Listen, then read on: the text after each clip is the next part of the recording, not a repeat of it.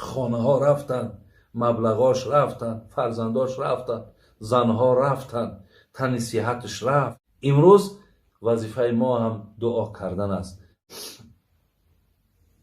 منم از این سخنهای عزیزان خدا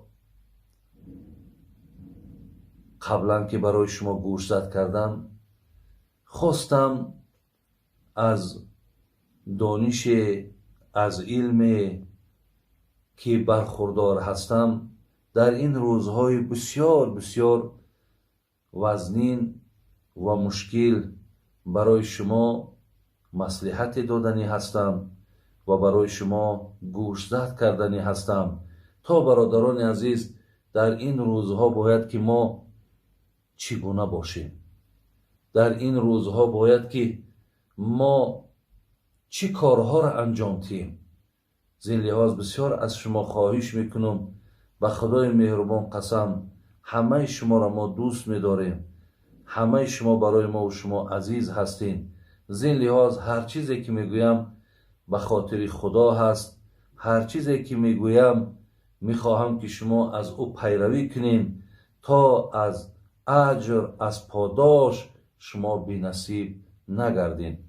برادران عزیز و گرامی، امروز در روی عالم به همگان ما معلوم است که این دردی که آمد، این سختی که آمد، این بیماری که آمد، تمام دنیا را میبینیم که فقط و فقط برای برطرف کردن این و برای مردمشان نجات دادن همه راه ها را اندیشه کرده ایستادن، خراجات ها کرده ایستادن، زحمت ها کشیده ایستادن تا برادران عزیز و گرامی مردم به روزهای آسوده و نیک برسد. حتی شما اگر اخبارها را تماشا کنین، اینترنت ها را اگر داخل شوین، فقط و فقط گپ در گرد همین بیماری که امروز عالم فرا گرفته است فقط سخن از این می رود. دیگر تمام آن برنامه هایی که قبلا پیش از این بیماری بود بینه که دیگر چیزی از یگان دولت دنیا شنیده نمی شود. فقط و فقط ما در گرد این مصلحت ها می شنویم، ما در گرد این چاره هایی را که هر یک ملک کرده ایستادن اینها را می شنویم. ولی حقیقتا امروز هم هر کی در کدام ساحه‌ای که باشد برای دور کردن یا برای پیش راه این بیماری را گرفتن چاره ها می جویند، خراجات ها می کنند. من در اخبار دیدم که تا 7.5 میلیارد یورو مملکت ها جدا کردند تا برای این بیماری واکسین سازند، داروی سازند تا مردم از این درد نجات بیابند.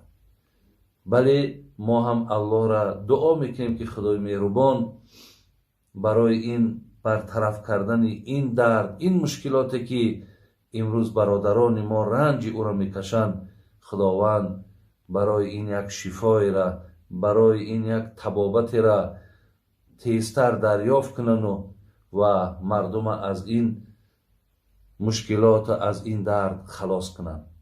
برادران عزیز و گرامی، از آن جمله در تاجیکستان ما هم شکر الله مهربان میکنیم که امروز بیمارخانه هایی که داریم و بیمارهایی که داریم که بسیاری اونها برادران با طریق تلفن از داخل همون بیمارخانه ها و از نفرهایی که صحت یافتن با ما در تماس می شوند، از ما دعا طلب میکنند و ما از حال اونها میپرسیم، از نگاه و بین اونها میپرسیم.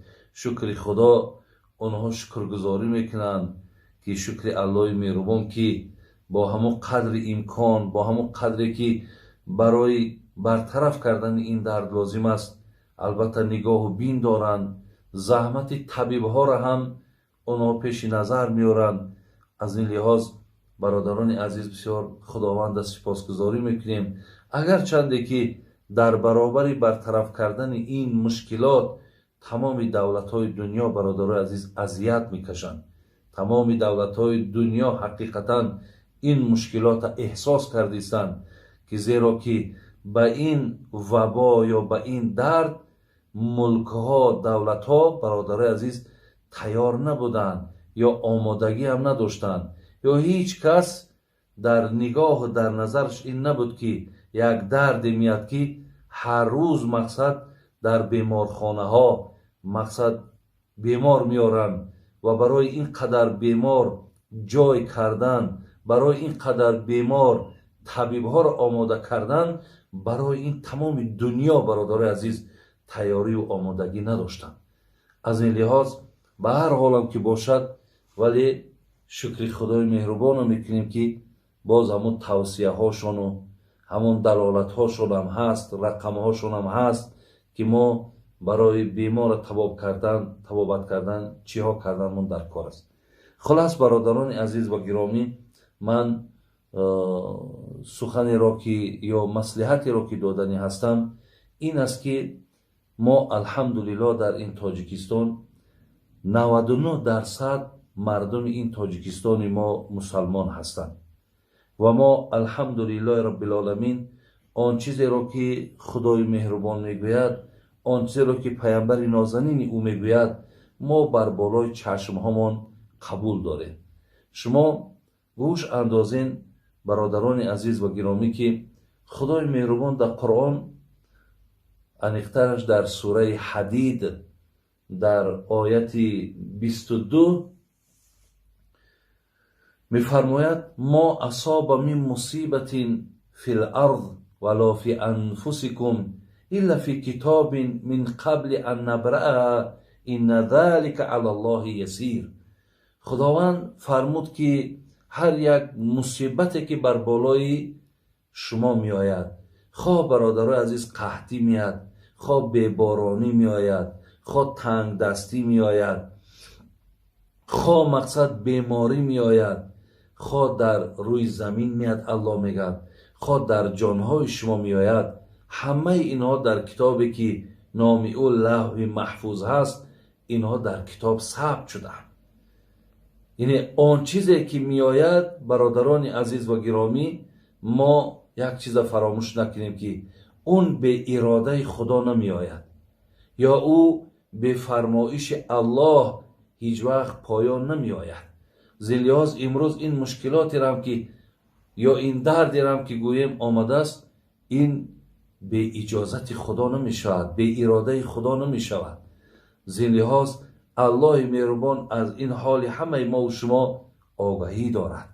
در این صورت برادران عزیز، وقتی که این درد از نزد خودش باشد، این سختی با اراده او باشد، ما باید در برابر این چی ها کردن من در کاره؟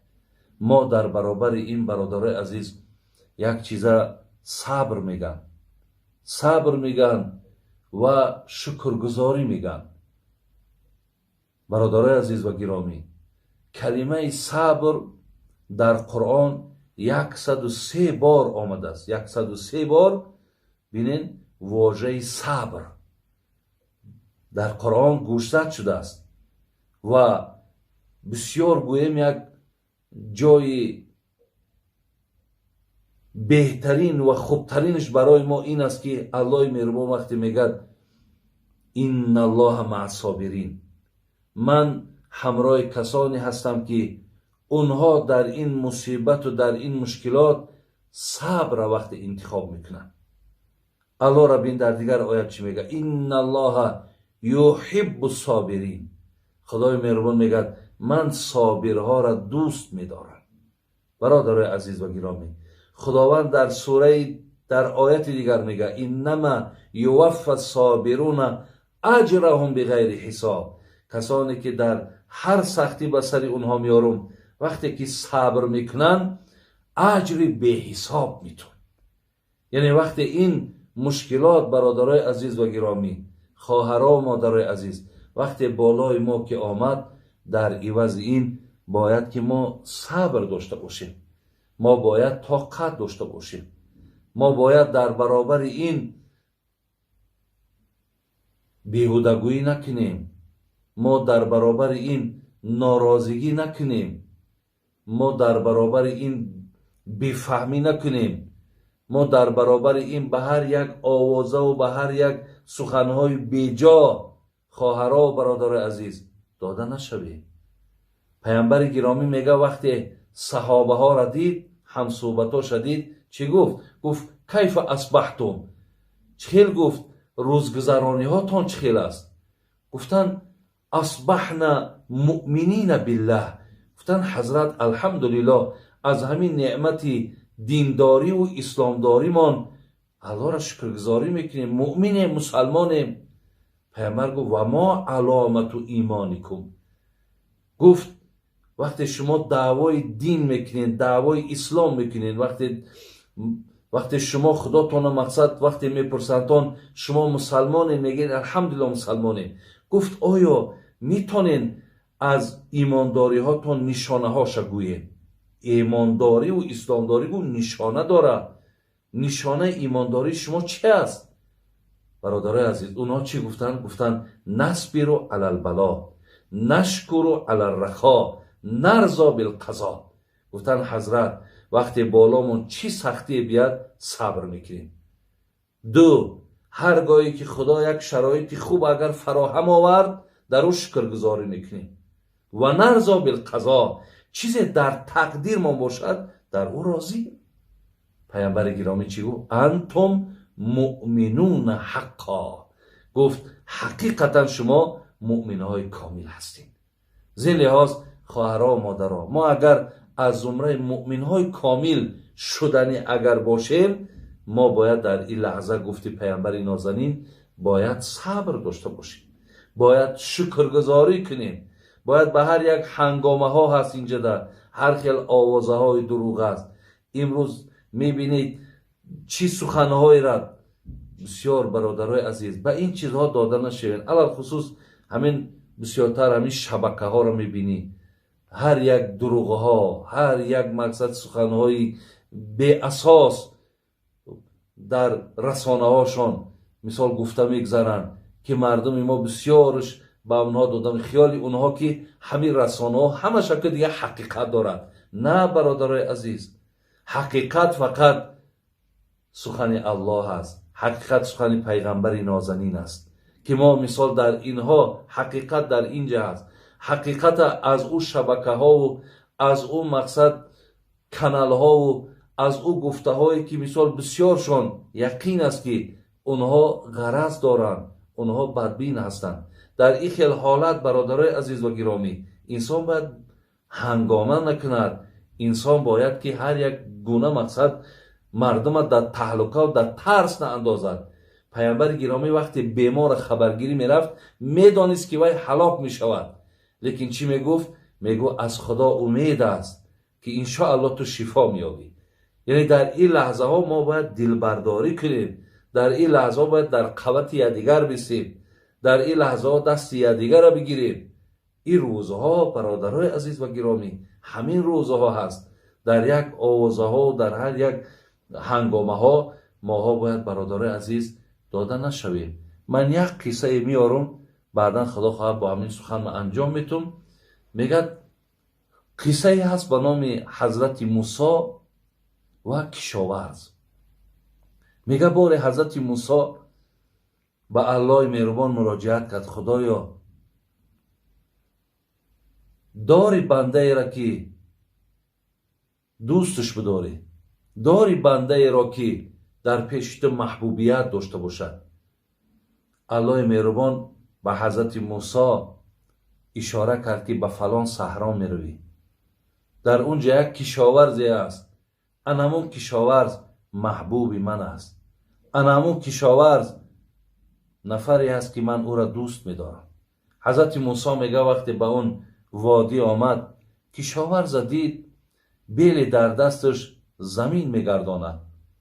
بعدا همین زمان میگه حضرت جبرائیل نازل شد و گفت موسی انمون بنده را که الله میگوید دوستش میدارم، محبوبیت دارد در پیش من، قیمت دارد، قدر دارد، انا همین بنده هست که امروز بیل در دستش زمین میگرداند و کشاورزی میکند، دهقانی میکند. حضرت موسی گفت این از کدام جهت این مرتبه و مقام و محبوبیت پیدا کرد؟ میگه جبرائیل گفت که الحال گفت یک دم صبر کن، حاضر الله مهربان بر بالاش یک آفت میارد. ببین که در برابر همون بلا این بنده خدا چی عکس العمل نشان میدهد. یک زمانی میگه صبر کردن که این مرد کشاورز این مرد که بیل میزد، بیلش در زمین ماند و در جاش نشست و در مناجات درآمد. گفت خدایا تا امروز دو چشم بینام داده بودی و بیناگی من دوست می داشتم. امروز که اکی دو چشم نابینا کردی که دیگر من پیش من نمی بینم، یعنی در زمان خدا بیناییش گرفت. گفت دیگر چشمام نمی بینه، مادام بینایی من که دوست می داشتم، همین نابینا شدن من دوست می دارم. زیرا که تو دوست داشتی که یک زمان بینا بودم، امروز نابینا باشم، همین را دوست می دارم. حضرت موسی میگه نزدش آمد، فهمید که این بنده در مقام رضا ایستادگی. یعنی برادرها، وقتی انسان در برابر مصیبتی که خداوند بالاش میاره، وقتی رضاگیش اعلان میکند که خدایا تا دیروز صحت بودیم، سلامت بودیم، آسوده بودیم، امروز که همون صحتی رفت، امروز که همون آسودگی رفت، امروز که رنج آمد، در اینش هم خدای مهربان راضییم. چیزی که تو میخواهی ما در همون راضییم. این بنده هم همون سخنه گفت. این هم مقامی رضایت میگن. حضرت موسی گفت، بنده خدا گفت من پیامبر هستم، من حضرت موسی هستم. اگر خواهی دعا میکنم، دعای پیامبرها اجابت میشوند. خداوند با همون بینایی که داشتی با برای تا عطاش کنه. میگه بنده گفت که حضرت موسی گفت آن چیزی را که خداوند برای من دوست داشت، آن چیزی را که خدای مهربان برای من عیب دید، من دوست نمیدارم آن چیزی را که خودم دوست بدارم. یعنی من رضا هستم در آن چیزی که الله من رضا هست. برادرای عزیز و گرامی، امروز هم عیناً ما در آن چیزی که الله مهربان رضا هست، در آن چیزی که خدای مهربان بر بالای ما، که چگونه در آیت قرآن که آلی من زمین نآفریده، انسان نآفریده، مصیبت را نآفریده، الکی این روزها و این ساعتها را من در کتاب لوح محفوظ ثبت کرده بودم که این روزها را شما باید که ببینید. الله که در این راضی باشد، ما هم باید راضیگی ما تیم. برادران عزیز و خواهران مهربان، در اخیر از خدای مهربان خواهانیم هستم که خداوند ما و شما را صبر تید، خداوند ما و شما را از نعمت شکرگزاریش نصیب گرداند. شما میدانید که حضرت ایوب وقتی بیمار شد، ببین چقدر سالهای درازه بیمار شد. آلی من درباره صبر انشاءالله برای شما یک موضوع خاص میکنم که درباره این قصه هایی که حضرت یونس و حضرت ایوب و اینها چه رنج ها کشیدن. و در قرآن در سوره انبیا آیت 83 چی گفت؟ و ایوب اذ نادى ربه انی مسنی الضر و انت ارحم الراحمین. گفت خدایا گفت در من مشکلات آمد، در من درد آمد. یعنی مشکلات حضرت ایوب، خانه ها رفتن، مبلغاش رفتن، فرزنداش رفتن، زنها رفتن، تن صحتش رفت، لیکن در این هنگامه ها و در این تهلکه نافتید، بلکه گفت تو ارحم الراحمین هستی، انشاءالله تو غم بنده را میخوری. خدای مهربان گفت مرا از این حالتت خلاص گردان. امروز وظیفه ما هم دعا کردن است، وظیفه ما هم از الله مهربان خواهش کردن است که خداوند ما را از این مشکلاتش رها تیه. خدای مهربان همتون از بیماری نجات تیه و خداوند شما را هیچ وقت بیمارم نکنه و علاخصوص جمعی برادران ما چی در درون و چی در خارج و در هر جایی که باشین، خدا همیشه در پناه رحمت عصمتش نگهبانتان باشد. و امروزها که روزی دستگیری هست، امروزها روزی دعای نیک هست، برادرای عزیز، از اینها ما و شما استفاده بریم، زیرا از خدا امید است که این روزها هم میگذرد، ولی کردارهای نیکی ما و شما، سخنهای نیکی ما و شما انشاءالله باقی میماند. زیرا این سوال برادرای عزیز و گرامی چند روز است که نزد ما هست و از ما در این باب زیاد میپرسند، به خاطر اونه که شاید از بعض برنامه هایی که بیرون از تاجیکستان گفته شد و من هم از آن زمره بعضی اونها را گوش انداختم، ولی در داخل صحبت اونها غرضها بود و هر یک سخنی که میگفتن، چهلی که قرآن میگه ها تو برهانکم این کنتم صادقین، شما برای آنه که سخنتون حقیقت داشته باشه شما حجت بیارید، شما دلیل بیارید. لیکن متاسفانه ما در گفتارهای همون نفرهایی که در همین باب صحبت کردند و ایراد گرفتند ندیدیم یگان حجت و ندیدیم یگان دلیلی را. فقط آن چیزی که اونها گفتند معلوم بود که از روی غرض و از روی بدبینی بود. زین لحاظ برادران عزیز، من در پیشم قرآن است. خدای مهربان در همین سوره بقره آیت 185 آگاه میکنه: اعوذ بالله من الشیطان الرجیم شهر رمضان انزل فیه القرآن هدی للناس و بینات من الهدی و الفرقان فمن شهد منکم الشهر فلیصم و من کان مریضا او علی سفر فعدة من ایام اخر یرید الله بكم اليسر ولا یرید بكم العسر. صدق الله العظیم. الی آخر آیه. برادرای عزیز، ماه رمضان ماهی هست که خدا وصف کرده است که در این ماه نزول قرآن هست و الله مهربان میگه هر کسی که در این ماه وقتی به این ماه میرسد، وقتی این ماه را مقصد دریاب میکند، روزه این ماه را بگیرد. و در اینجا الله مهربان با استثناء کرده است. برادر است، اگر یکی از شما بیمار باشد یا یکی از شما در جای مسافر شد، خداوند میگه که اینها حق دارند که روزه هاشون بخورند.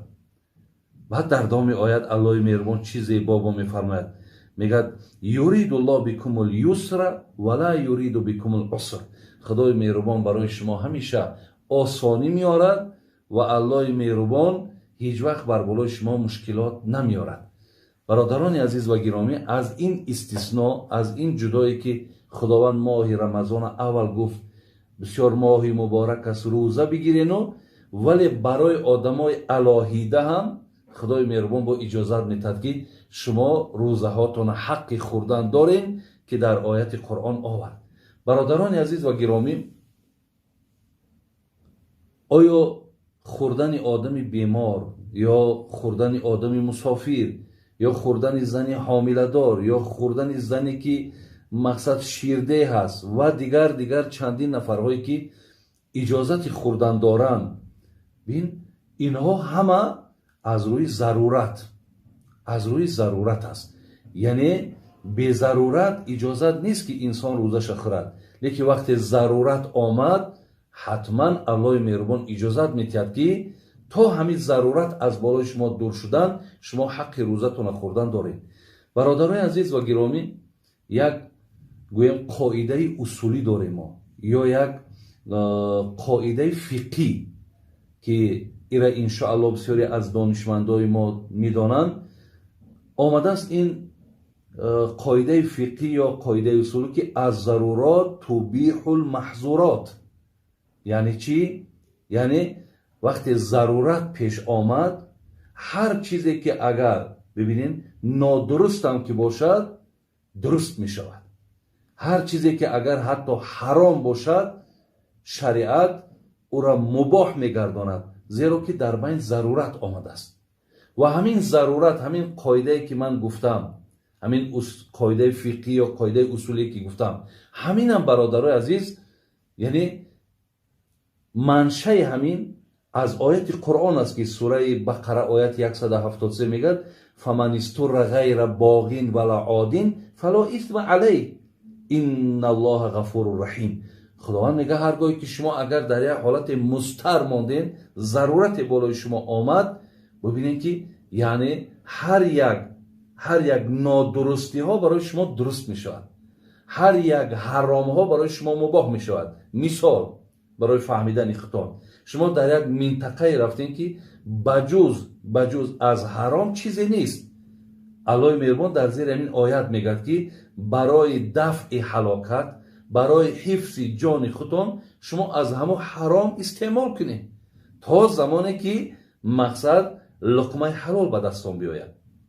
یا برادران عزیز و گرامی، هرگاهی که من مادرم، عائله‌ام، خواهرم پیش طبیب میبرم، در اسلام زن را باید زن طبابت کند، مرد را باید مرد طبابت کند. لیکن وقتی من میبرم میبینم که یگان طبیب زنانه نیست.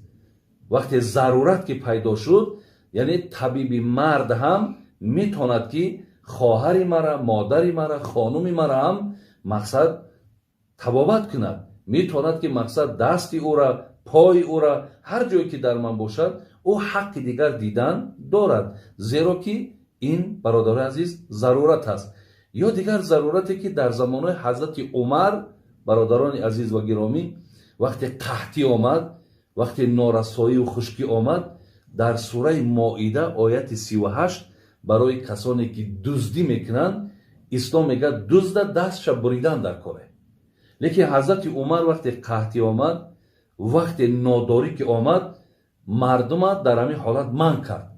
گو حالت بسیار ناگوار است، دزدها را دیگر دستاشون نبری، یعنی دزدها دستاشون بریده نشود تا از همین وضعیت ما بیرون نبرویم.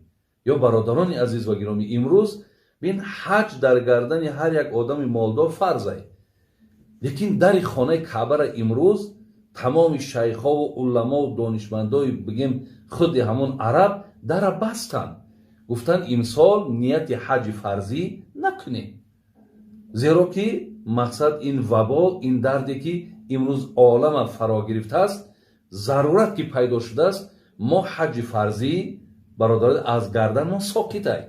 اگرچه مبلغ ما است، شرایط ما است، لیکن ضرورت که پیش آمده است، من دیگر این حج ده نرفتنم دهم برادر عزیز گناهگار نمیشم.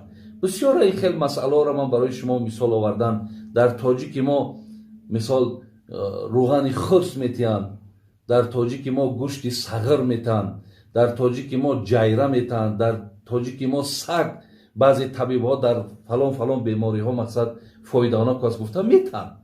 لیکن همین ضرورت ده اگر طبیب حاذق باشد، شریعت اجازت میتد، میگه معنیش درست است. از این لحاظ برادران عزیز و گرامی، یعنی در اسلام ما گویم حرج نیست، مشکلات نیست. شما میتونید حتی سوره حج آیت 78 خدای مهربان میگه که و ما جعل علیکم فی الدین من حرج، دین ما حرج نداره، دین ما مشکلات نداره. یعنی دین ما دینی نیست که در یک مسئله ما قرار بگیریم و دیگر نداریم که چیکار کنیم. راههای حل در دین ما زیاد است، زیرا خدا خودش گفته است این دینی که من بر شما فرستادم تا روز قیامت جوابگوی همه عصر زمان هست. از این لحاظ برادران عزیز و گرامی، این مسئله که مقصد برای آدمای کشاورز، برای آدمان زمیندار، برای آدمانی که امروز حقیقتا بسیار وقت حاصله برادر عزیز، حقیقتا امروز باز وضعیت امروزه به همه ما و شما دیگر معلوم است که درهای همه مملکت ها دیگر بسته شد. هر کس باید که آن حاصل و آن کاری که در داخل دارد باید به همون انجام برساند. از این لحاظ بنابر همین من برادران عزیز کتابی دارم در کتابخانم از فقه الاسلام و ادلته. این حضرت صاحبش وهبه زحیلی هست که این بسیار یک عالم کلان، حتی این مفسر هم هست.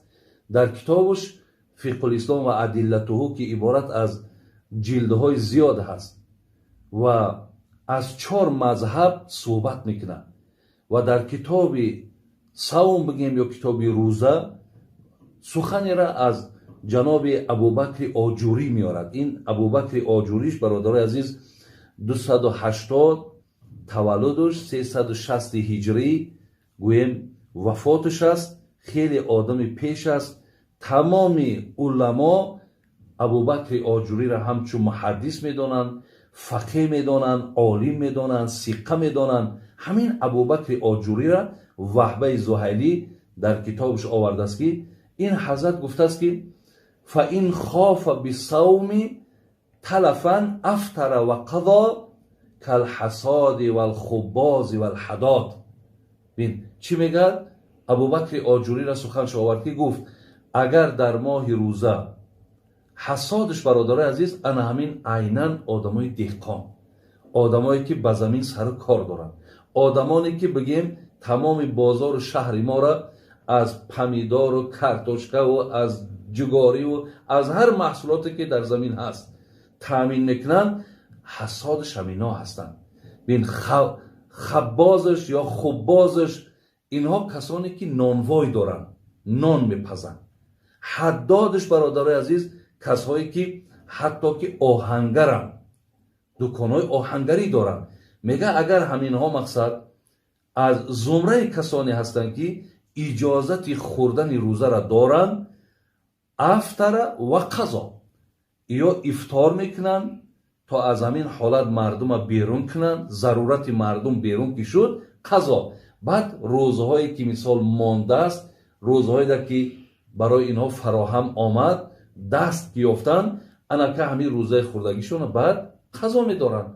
яъне ин бародарои азиз ва гиромӣ ана ягон ҷое бигем қабулаш бояд ягон мушкилоте надошта бошад, зеро он чизоеро ки ман барои шумо гуфтам ҳамаш гуфтаи худову гуфтаи расулу гуфтаи донишмандои мо ки ҳамаш сарчашмаш бо ба ҳамин оята ҳадис меояд.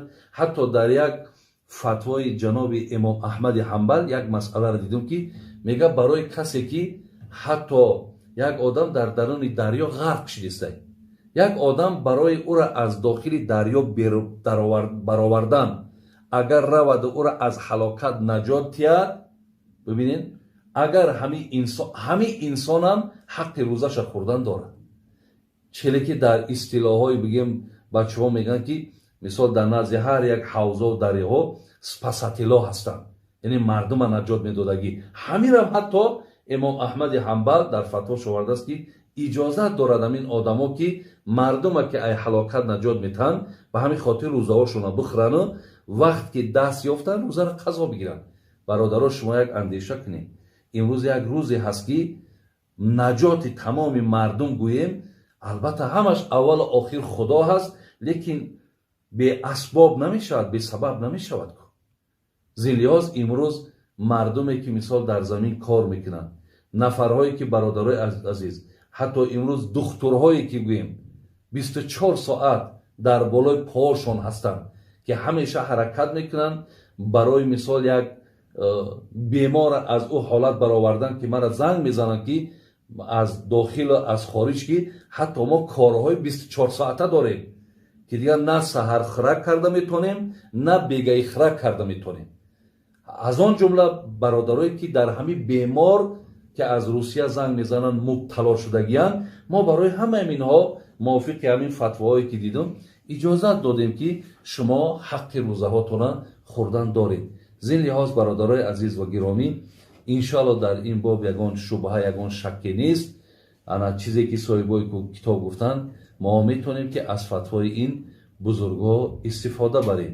ба ҳар як хел иғвоҳо, ба ҳар хел як тӯҳматҳо, ба ҳар хел як мақсадҳои нопоке ки баъзе нафарҳо доранд ки мақсад дар Тоҷикистон фатво доданд ки ана рӯзаҳотона бихӯрем. бародарои азиз, ин хел фатво ҳеҷ вақт содир шудагӣ нест, ё ҳеҷ кас моҳи рамазона мункир нашудааст, балки чизе ки ҳамин соҳибои китоб гуфтанд, ҳамун нафарҳоеро ки ҳамин мардум дар назар доранд, ҳамун сухани авво дар ҳамин даруни китоб ҳаст. аз ин лиҳоз ман аз ҳамаи бародаро хоҳишам ҳамин аст ки ҳамин хуб бо диққат бошед, фирифтаи ҳар як мақсад суханҳои беҳудаву пучу ботил набошед. چیزی را که اسلام برای ما اجازت داده است، برادرها از این ما و شما پیگیری کنیم. در آخر برادر عزیز گفتنی هستم که خدای مهربان این ماه را که ماه صبر میگن، خداوند بر همه شما صبر تید و بر تمام این دهقانهای ما، کشاورزهای ما خداوند با قوت تید که در همین خیل لحظه ها بازارهای ما را، مردمهای ما را از تمام آن شرایط ها و گوشت و خوردنی و هر چیزی که هست خدا قوت شون تید که تامین کنند. ان شاء الله مثل همون حدیثی که میگه نفر تاجری که بازار ما را اگر به شرطی از مواد خوراک تامین کند، وای مثلش گوی مانندش مثل یک مرتبه و منزلت مجاهدی در راه خدا را دارد. انشاءالله من با باوری کامل گفته میتونم که اینهایی که امروز در همین خیل حالتهای ناگوار مهنت دارن، زحمت کشیدستن و مردم را بگیم کمک کردستن، خدا خواه از زمره همون آدمانی با ثواب و با اجر میشوند. در آخر خداوند همه تانا بازم صبر تیه و الله مهربان وقتی خوش و ایمانی کامل تیه و الله مهربان این دردی که درد عالمگیر هست، خداوند تمام مردم روی عالم از این درد خلاص گردانه، این مشکلات را از روی مردم برطرف گردانه و خدای مهربان با روزهای خوب و روزهای نیک برای ما نصیب گرداند. سلام علیکم و رحمت الله و برکاته.